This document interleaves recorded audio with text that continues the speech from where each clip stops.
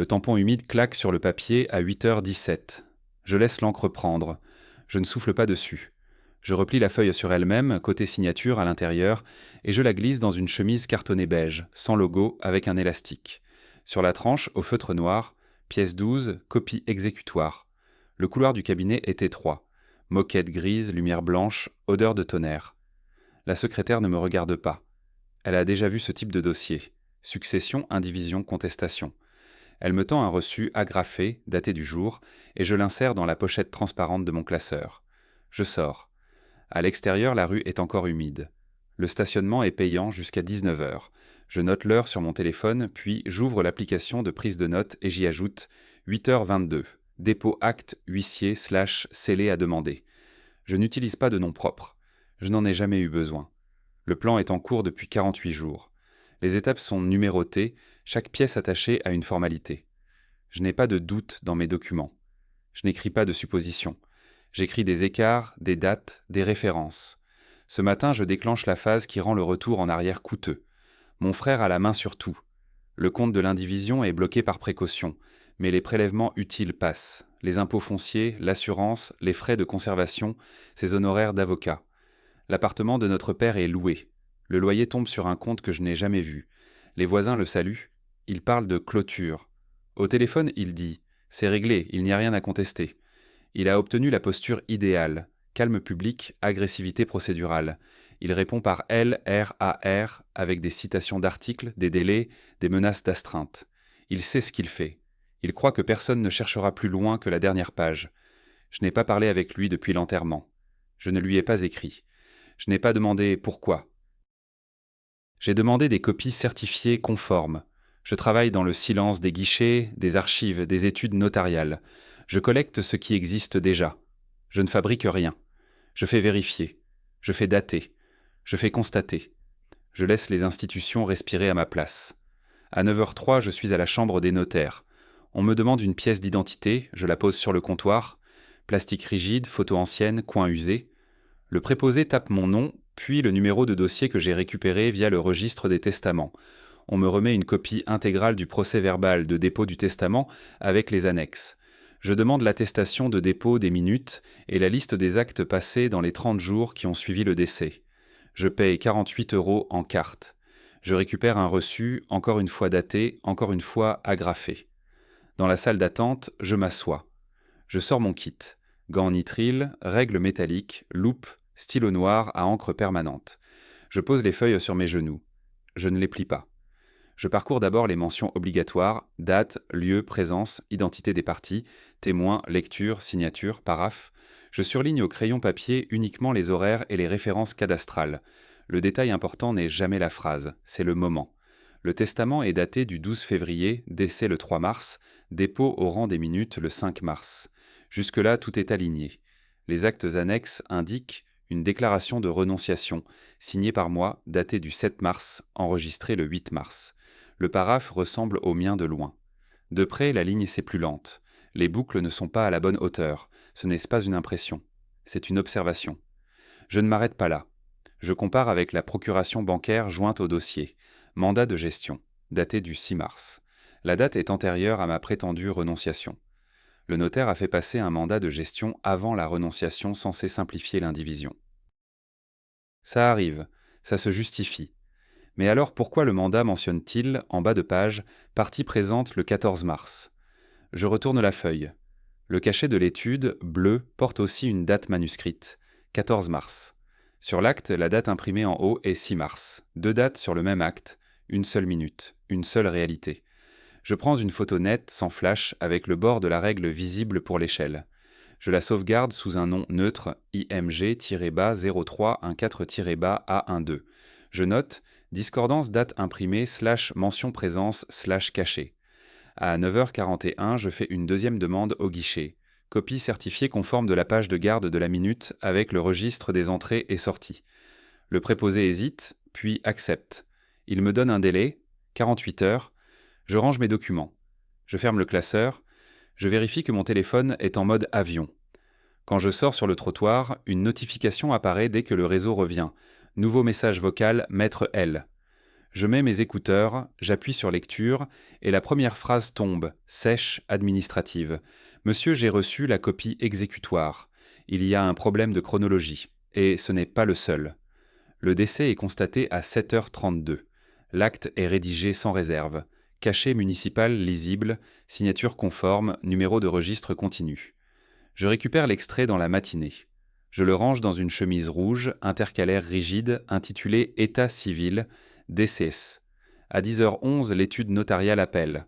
Le discours suit un modèle connu. Contraintes fiscales, délais légaux, nécessité d'efficacité. On me demande si je peux signer rapidement une renonciation afin de simplifier la gestion. Je réponds que je ne signe rien sans envoi formel. Je demande un recommandé avec accusé de réception. On m'indique que cela ralentira la procédure. J'accepte le ralentissement. Le 5 mars, je reçois un courrier simple. Aucune trace postale. À l'intérieur, un relevé provisoire de succession. Je ne figure plus parmi les héritiers actifs. En bas de page, une mention administrative. Gonni. Renonciation reçue et enregistrée. Je vérifie chaque élément. La renonciation est datée du 7 mars. L'enregistrement figure au 8 mars. Je consulte mes propres traces. Le 7 mars, je suis physiquement à Lille. Badge d'accès professionnel validé à 8h54. Réunion planifiée jusqu'à 11h30. Ticket de stationnement horodaté. Facture de restauration au nom de l'entreprise. Je classe ces preuves sans annotation interprétative. Je ne contacte personne. Le registre central des successions indique une modification de statut. Le dossier passe en traitement accéléré. Motif mentionné, héritier unique opérationnel. Le 12 mars, un compte bancaire d'indivision est ouvert. Je n'y suis pas rattaché. Un mandat de gestion est annexé. Il autorise des mouvements pour conservation, administration et valorisation des actifs. Je relève la banne. Il ne correspond à aucun compte historiquement associé à mon père. Le 18 mars, je reçois un courrier recommandé. Cabinet d'avocat, représentation de mon frère. Le ton est maîtrisé, les phrases sont courtes. Le courrier confirme ma renonciation, rappelle les délais de recours, évoque des pénalités financières en cas de procédure infondée. Je scanne le document. Je l'indexe. Je le classe sous correspondance, partie adverse. Les conséquences pratiques s'enchaînent. L'accès au garage est supprimé. Le véhicule est déplacé par un prestataire mandaté. L'assurance habitation est résiliée. Je reçois une facture de frais de garde pour des biens que je ne peux plus consulter. L'étude notariale m'indique que toute communication doit désormais passer par conseil juridique. Je n'ai pas désigné de conseil. Mon frère agit, il signe les baux locatifs, il valide les devis, il autorise la vente du mobilier, il dépose les déclarations fiscales, il fait publier une annonce légale annonçant la clôture prochaine de l'indivision. Le vocabulaire utilisé évoque la stabilité et la continuité. Je n'interviens pas. Je n'apparais dans aucune procédure comme partie offensive. Mon nom circule uniquement dans les en-têtes, en qualité d'héritier mentionné, jamais comme plaignant déclaré. Les institutions prennent le relais. Elles n'ont pas besoin de mon interprétation. Le notaire reçoit la notification de l'ordonnance. Il suspend immédiatement la clôture. Il informe les parties qu'une mesure d'instruction est en cours. Le mot suspension apparaît dans 3 courriers distincts, datés du même jour. Je les classe ensemble. La banque applique les recommandations de conformité. Les virements sont bloqués. Les prélèvements non essentiels sont refusés.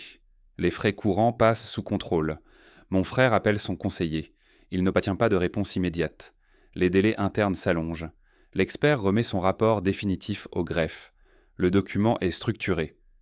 Introduction. Méthodologie. Comparaison. Conclusion. Je lis uniquement la conclusion. Elle mentionne une probabilité élevée de non-authenticité de la signature figurant sur la renonciation. Le vocabulaire est mesuré, les termes sont normés. Je ne transmets rien moi-même. Le juge des référés communique le rapport aux parties. Un délai d'observation est accordé. L'avocat de mon frère dépose un mémoire. Il conteste la compétence de l'expert. Il évoque des conditions matérielles défavorables. Il demande une contre-expertise. Je n'interviens pas. Le juge rejette la demande de contre-expertise. Motif. Cohérence méthodologique, échantillon suffisant, absence d'éléments nouveaux. L'ordonnance est notifiée par voie électronique. Je reçois la copie en même temps que les autres. À partir de là, les effets deviennent cumulatifs. Le notaire signale l'anomalie au service de lutte contre le blanchiment. Obligation déclarative. La banque déclenche une déclaration de soupçon. Le fisc ouvre un contrôle sur la déclaration de succession. Les administrations communiquent entre elles. Mon frère tente de reprendre l'initiative. Il mandate un second avocat. Il envoie des courriers plus longs. Il multiplie les références juridiques. Il parle de harcèlement procédural. Il demande des dommages et intérêts. Les réponses qu'il reçoit sont automatiques. Accusé de réception. Délai standard. Je reste silencieux. Je continue uniquement à recevoir. Une notification de l'administration fiscale m'informe de la réévaluation provisoire de la succession. Les abattements sont suspendus. Les pénalités potentielles sont mentionnées à titre indicatif. Les montants sont chiffrés. Je les note. La banque m'informe que le compte d'indivision est placé sous administration temporaire. Un tiers indépendant est désigné pour les opérations indispensables. Les honoraires seront prélevés sur les fonds disponibles. Je note l'impact, le notaire m'adresse un courrier formel. Il m'indique que, compte tenu des éléments nouveaux, ma qualité d'héritier est rétablie à titre conservatoire. Aucune mention d'excuse, uniquement des références. Je classe le courrier derrière l'ordonnance. Mon frère cesse de m'écrire directement. Ses avocats continuent. Les formulations deviennent défensives. Ils demandent des délais. Ils évoquent des erreurs matérielles. Ils tentent de dissocier les actes. Le juge du fond est saisi. La procédure est longue. Les audiences sont fixées à distance. Les écritures s'échangent par voie dématérialisée. Je reçois chaque notification. Je les archive. Je ne produis aucun témoignage. Je ne décris aucun contexte familial. Les faits le suffisent.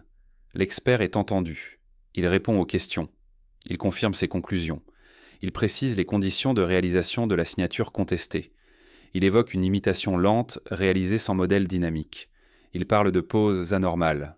Le tribunal prend acte. Les flux financiers sont analysés. Les virements sont retracés. Les factures sont demandées. Certaines ne correspondent à aucun chantier. D'autres sont émises par des sociétés récemment créées. Les liens sont établis. Je ne fais aucune observation. Le notaire est mis en cause à titre accessoire. Il transmet ses assurances, il produit ses registres, il invoque la confiance accordée aux déclarations reçues. Le tribunal note les manquements de vigilance. La pression se déplace. Mon frère tente une dernière approche. Il propose un accord transactionnel. Il parle de partage amiable. Il évoque la fatigue des procédures. Le message passe par un intermédiaire. Je n'y réponds pas. Le calendrier judiciaire continue. À chaque étape, les marges de manœuvre se réduisent. Les comptes restent gelés. Les biens ne peuvent être cédés. Les charges s'accumulent. Les frais de procédure augmentent. Je continue à travailler. Je continue à classer. Un matin, je reçois l'avis de clôture des débats. Date de mise en délibéré fixée. Je note la date. Je calcule les délais habituels. Je ne fais aucune projection. Le dossier est désormais entièrement hors de ma portée. Il avance seul, porté par ses propres pièces. Et je sais que, quoi qu'il arrive à l'audience, il n'existe plus de sortie neutre pour mon frère. Je m'installe à mon bureau, je reclasse l'ensemble des documents selon la date vérifiable, non selon la date imprimée. J'ouvre un tableur, colonne fixe, acte, date déclarée, date constatée, source de preuve.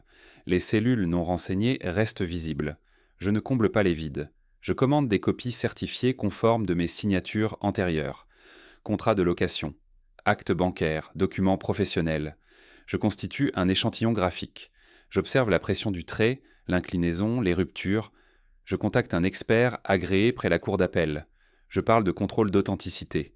Aucun autre terme n'est employé. Le 22 mars, le devis est transmis. Montant, 1 450 €. Délai annoncé, 3 semaines. Je règle par virement bancaire.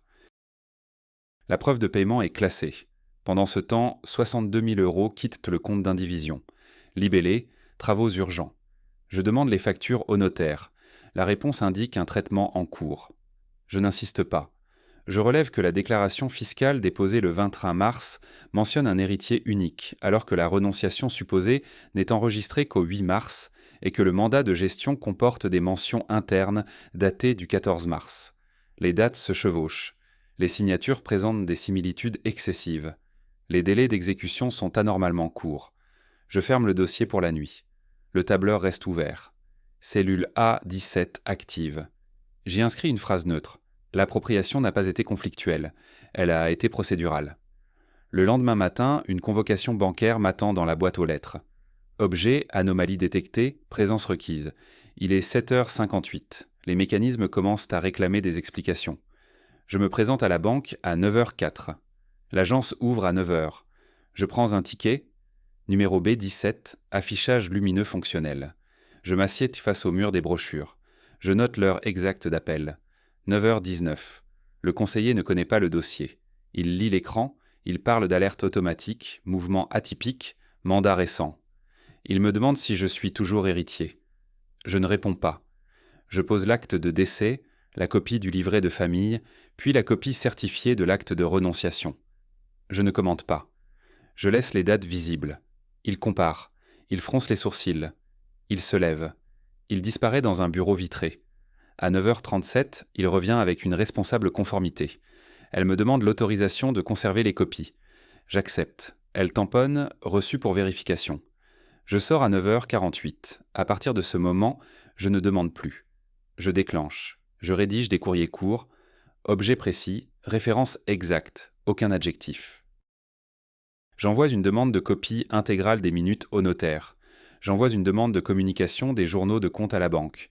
J'envoie une demande de vérification de signature à l'expert, accompagnée des échantillons certifiés. Chaque courrier est envoyé en recommandé. Accusé de réception conservé. Numéro suivi noté dans le tableur. Je crée des délais. Le notaire répond partiellement. Il transmet des copies simples. Je réponds par retour en demandant des copies certifiées conformes en rappelant les obligations réglementaires. Je cite les articles.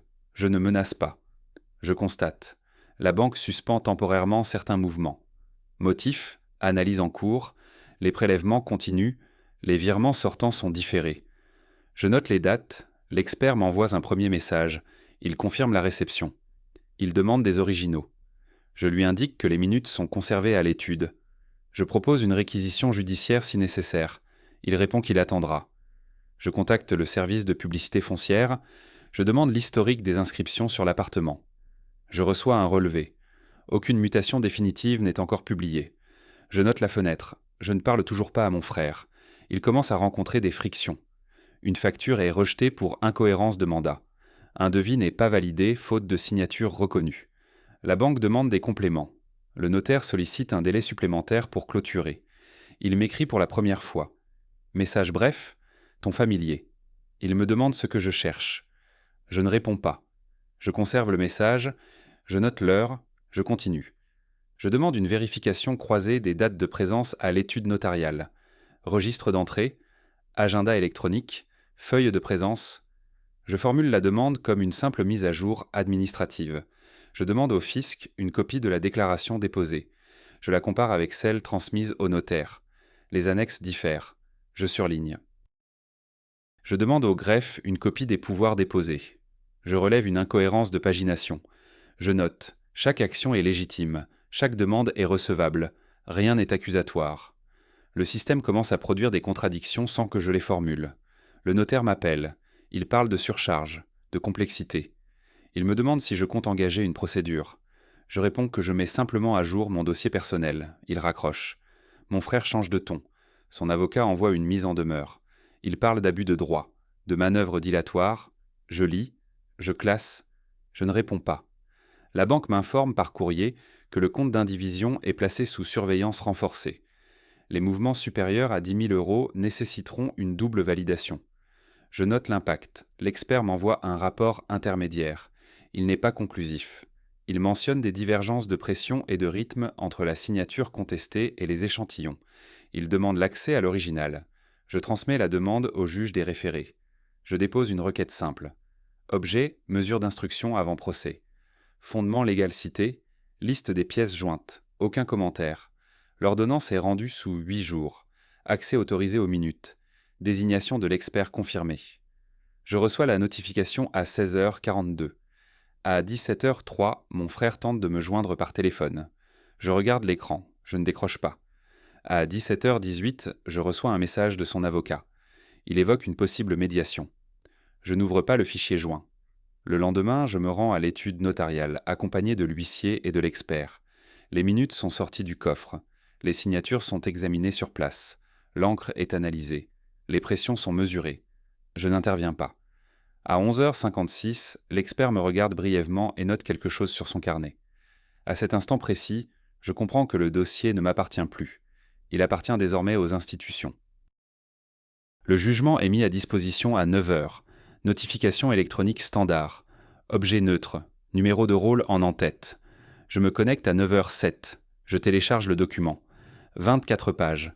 Je n'imprime pas. Je lis dans l'ordre. Le tribunal rappelle les faits. Succession ouverte, déclaration déposée, acte produit, il ne mentionne aucun lien familial. Les parties sont désignées par leur qualité procédurale. Héritier déclarant, héritier évincé, tiers intervenant. Le rapport d'expertise est repris intégralement. Méthode décrite, échantillon listé, conditions d'accès aux minutes rappelées. Le tribunal retient la conclusion sans réserve. La signature apposée sur l'acte de renonciation n'est pas la mienne. Le terme employé est précis, faux matériel. La chronologie est ensuite disséquée. Le mandat de gestion est daté du 6 mars mais comporte des mentions internes du 14 mars. La renonciation est enregistrée le 8 mars. La déclaration fiscale est déposée le 20 mars en se fondant sur un héritier unique. Les flux financiers sont analysés à partir du 12 mars. Les dates ne sont pas compatibles. Le tribunal le constate sans adjectif. La qualification juridique suit. Usage de faux. Manœuvre dolosive.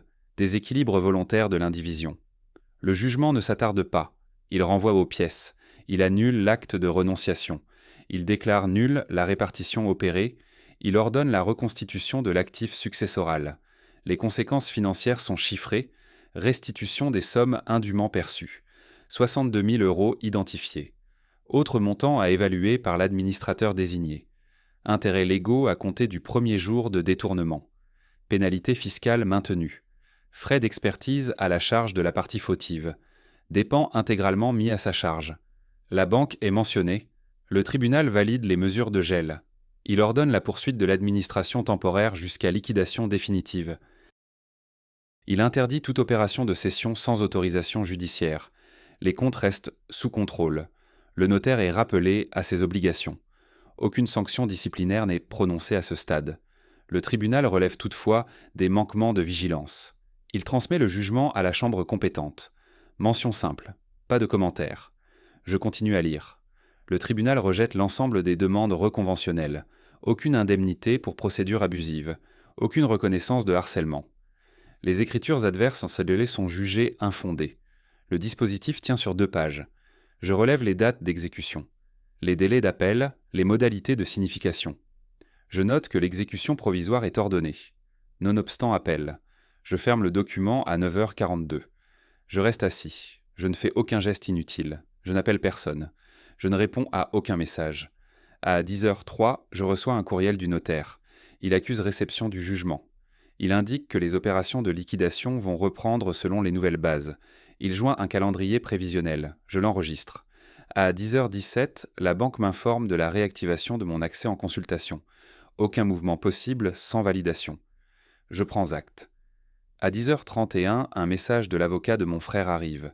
Il mentionne un possible appel. Il évoque des discussions. Je ne réponds pas. Je me rends à l'agence bancaire à 11h20. Je présente une pièce d'identité. On me fait signer un formulaire de mise à jour de situation. Je signe une fois. Pression constante. Trait continu. Je repars avec une attestation provisoire de droit. Montant estimatif de l'actif. Aucun chiffre définitif. Je classe le document. L'après-midi, je reçois la signification officielle par huissier. Date, heure cachée. Je conserve l'enveloppe. Les jours suivants, les effets se matérialisent. Les baux sont suspendus, les loyers sont consignés. Les entreprises ayant émis de fausses factures sont signalées. Des contrôles s'ouvrent. Les comptes personnels de mon frère sont interrogés, les demandes de prêt sont refusées, les partenaires demandent des garanties. Je ne suis informé que par copie. L'appel est sans formé. Je le constate par notification. L'exécution provisoire demeure. Rien ne revient en arrière. Je continue à classer. Le partage est recalculé. Les quotes-parts sont rétablis. Les frais sont imputés. Les montants nets apparaissent enfin. Je vérifie les calculs. Ils sont conformes. Je signe l'acte de liquidation partielle 3 mois plus tard. Même table, même étude. Présence d'un tiers administrateur. Silence respecté. Aucun regard échangé. Mon frère n'est pas là. Je note simplement que le jugement a été inscrit au fichier des incidents, qu'il apparaît désormais dans les bases consultées par les banques, les notaires, les juridictions. Le système a terminé ce qu'il avait commencé. Et je réalise, en fermant le classeur, que l'événement décisif n'a pas été le jugement. C'est le moment où la procédure est devenue irréversible. La liquidation définitive intervient 11 mois plus tard. Acte signé à 15h26. Salle annexe de l'étude. Table rectangulaire, 3 chaises occupées. L'administrateur judiciaire lit les montants. Il ne lève pas les yeux. Les chiffres sont projetés sur un écran. Actif net reconstitué, passif ajusté, frais imputés. Je signe à 15h41. Signature simple, aucun paraphe inutile. Le stylo est fourni par l'étude. Encre noire. Je rends le stylo immédiatement. La répartition est conforme au jugement. Quote-part restauré. Virement programmé sous contrôle. Délai bancaire standard. Je reçois une attestation de clôture partielle. Je la classe derrière le jugement, onglet exécution. Mon frère est absent. Il est représenté par son avocat. Pouvoir joint. Signature manuscrite. La pression est irrégulière. Je remarque sans annoter. Les conséquences quand cela se diffuse lentement. Les banques refusent les facilités. Les lignes de crédit sont dénoncées. Les comptes personnels sont soumis à vérification renforcée. Les mouvements inhabituels déclenchent des demandes d'explication. Les réponses tardent, le contrôle fiscal s'étend, les redressements sont notifiés. Majoration appliquée, délai de paiement accordé sous condition. Les garanties exigées ne sont pas fournies. La Chambre des notaires ouvre une procédure disciplinaire accessoire. Je n'y suis pas partie. Je reçois uniquement une copie d'information. Le nom de mon frère apparaît dans les annexes en tant que déclarant principal des actes litigieux. Les annonces légales publiées précédemment sont rectifiées. Un avis de nullité est inséré. Le texte est court. Il mentionne une décision judiciaire définitive assortie de l'exécution provisoire. Aucun détail. Les locataires reçoivent une notification de changement d'administrateur. Les loyers sont régularisés. Les contrats sont maintenus. Les flux sont stabilisés. Je reçois les fonds sur mon compte personnel un mardi. 10h12. Montant exact. Référence bancaire longue. Libellé neutre. Règlement succession. Je ne fais aucun commentaire. Je continue à travailler. Les échanges familiaux cessent complètement. Les invitations ne viennent plus. Les messages restent sans réponse. Les silences s'installent sans être organisés. Je ne cherche pas à les combler. 1 an après le jugement, l'appel est rejeté. Décision confirmative. Motivation succincte. Les moyens soulevés sont déclarés inopérants. La Cour souligne la solidité des pièces et la cohérence de la chronologie. Je reçois la notification à 18h06. Je classe le document. Onglet fin. Les frais d'appel sont ajoutés à la charge de mon frère. Les montants cumulés dépassent largement ce qu'il avait tenté d'obtenir. Les intérêts continuent de courir jusqu'au dernier règlement. Je suis informé par l'administrateur que certaines dettes personnelles sont restructurées. D'autres ne le sont pas. Les créanciers deviennent insistants. Les délais se réduisent. Je n'ai aucune visibilité directe sur sa situation quotidienne. Je n'en demande pas. Je sais seulement que son nom déclenche désormais des vérifications supplémentaires. Les notaires demandent des garanties. Les banques exigent des co-signatures. Les partenaires commerciaux demandent des attestations. Rien n'est écrit comme une sanction. Tout est une conséquence. Je termine l'archivage 2 ans après le décès. Le classeur principal est plein. 3 volumes annexes. Chaque pièce est numérotée, chaque date est vérifiée. Je range l'ensemble dans une boîte neutre. Je note sur le couvercle « Succession ». Les transitations clôturées. Je n'en parle plus. Je consulte parfois le jugement pour vérifier un chiffre. Les montants n'ont pas changé. Les signatures sont les mêmes. Les dates restent fixes. Je n'ai jamais expliqué ma démarche. Je n'ai jamais demandé d'aveu. Je n'ai jamais formulé de reproche. Je n'ai jamais utilisé le mot « trahison ». Les documents ont suffi. Ils ont circulé entre les services, les guichets, les juridictions. Ils ont produit des effets sans voix, sans geste, sans confrontation. Je n'ai pas eu à convaincre. Je n'ai pas eu à me défendre. Je n'ai fait que déposer, demander, attendre. Le système a reconnu ce qu'il devait reconnaître. Il a corrigé ce qui devait l'être. Il a appliqué ses propres règles à son propre rythme. Aujourd'hui, il ne reste rien à activer. Les comptes sont stabilisés. Les biens sont répartis. Les registres sont à jour. Les archives sont closes. Je vis dans un espace inchangé. Même travail. Même horaire.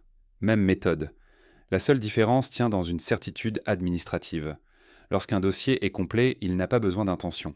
Il avance seul, et ce qui a été pris par le papier a été rendu par le papier, sans bruit, sans appel, sans personne à qui parler.